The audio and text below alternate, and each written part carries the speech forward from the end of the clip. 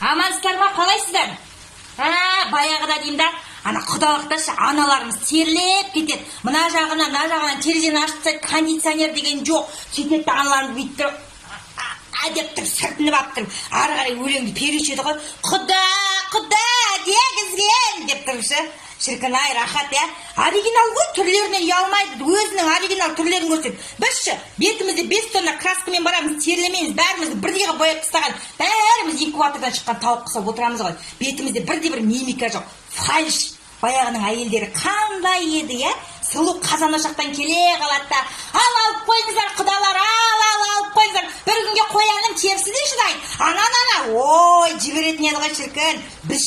Біз қашан сондай боламыз? Не құдалықта бір қоя, құйрық бауыр асатуды да білмейміз, ештеңені білмей тұр, жүрміз әйтеуір. Баяғыда ауыл деген жер топырақтап бала жүгіріп, асыр салып, мына ел жүріп деген шапқылап, КамАЗ жүріп, трактор жүріп, ауылда тып-тыныш болып қапты ғой. Ондай жоқ.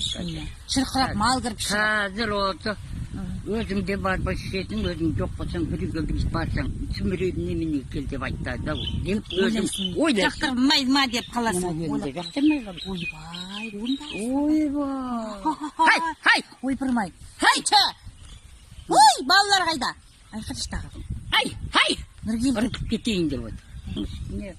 Әрі балаға 21 мыңнан нақсалы отыр. Ол бар. Мінімін атанды жөндетіп атыр қазір. Амансыздар ма? Қалдарыңыз қалай? Не істеп атсыздар? Анда-санда өзімнің жан-жақтағы ел жұртыма бір сәлем сап қояйыншы. Қалай жағдайларыңыз? Не қылып атсыздар? Не жаңалықтарыңыз бар? 2 күннен бері қарай шықпадық, ауылға барып қайттық. Мен телефон менен демалды.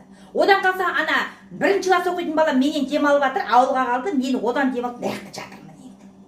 Арасында о да оған пайдалы, маған да ол пайдалы. 1-ші классқа оқитын баланы 7:40-та мектепке апарамыз. Bir көзін жұмып, бір көзімді ашып апарамын бүйтіп. Ұйқым ашып кетпесе екен, ұйқым қашып кетпесе екен, қу ұйқы өшін өлтіріп тұр. Қалай барып келген білмеймін. Жүгіріп, 2 көзін жұмып ұйықтап аламын. Шын айтам. Сағат 9:30-ға дейін ұйықтап аламын. Енді бүгін ұйықтан 7:40-та 7-де оянған жоқпыз ғой, ұйыққан әдем болып ояндық енді. Айдың басы не қылып атсыздар? Айлық келіп, пенсия келіп, жырғап жатсыздар ма? Айлық келгенде мен күйеуім айтпайды. Айлығың келді ме? Не қыласың? Не керек соны айтса, не қыласың? Айлықты не қыласың? Одан қалай қарай жұмсаған білгім келеді ғой. Онда айтпайды. Одан мынандай қулыққа өшіп алдым. Осы сенің айлығың көзге көрінбейді, деймін. Сөгеді өзі қалай ұрысып сайрап кеткен білмей қалады ғой. Епте алмады, жаңа кеше қана коммун сұлқаға 15 мың бердік. Балалардың сабағынан табаққа деп 15 мың бердік. Мәшінен жөндеттім 30 мың. Қайтыс болған еге 20 мың апардық. Продукты деп 20 мың алып есептесеші деп ажарай сайрай береді. Жақсы әдіс. Вот осылай сұрап алу керек. Қанша алдың деймін, қанша алдың, қайқа жараттың демей, жаңағындай әдіс жақсы екен ғой. Сайрап береді, боқтап отырып айтып береді. Одан біреумен сөйлескенде ешкімде айтпайды деші едім ғой. Кіммен сөйлесіп жатқан адамның атын біліп алсам, болды, айтам сіз. Не болды енді Нұрзат екен, қойыма 1 сағат сөйлестіңдер ғой. Гүлмира айтады, екеуі подружка сияқты әйтеуір әңгімесі бітпейді деп жатыр деймін. Ой, ана 20 жылдық қой деп фонтайды салады. Әйтеуір сондай әдіске көшу керек екен ғой. Ұрыспай, таласпай бәрін ашықтан суырып алу керек. Әйелдер! Көктемге дейін 15 келі тастайын деп өзім абысын екеуміз қол алыстық. 15 болмаса да әйтеуір 10 тастайтын болдық. Ана футболка киіп, әппақ шалбар киіп жүрген қыздарға қызғам ғой. Содан мен де солардан қай жерін кием, мына иықты құрту керек деп сонымен жан таласып жатырмын. Кешке дейін су ішемін. Одан тағы бірдеңелер жеп ішіп жатырмын. Сұрамай қойыңыздар. Мен айтпай қойдым. Айтсам қазір, ол зиян, ол бірдеңе, ол шірдеңе кетеді енді. Зиян болса өзіме, зиян болмаса өзіме енді бар ғой. Айтпай қойын. Қабағым шылып кететін көрінеді, тамақ ішкім кепше. Балам айтады, құрсын диетаңыз, тамақ ішіңізші. Біздің бәріміздің жынымызға тиіп жатсыз деп қойды. Енді қоя бер енді деп тамақты істейінде анаға кетіп қаламын да арек қыздардың әдебиет суреттеріне қарап отырамын. Мен де осындай боламын, мен де осындай мотивация сондай жасап жатырмын өзіме. Елдің бәрі ақымақ емес қой, неменеге қарсыласам, мен де сондай боламын деп сөйтіп жатыр. Айлықты айтамын. Айлықты аламыз, қайтадан құтты орнына қондырамыз.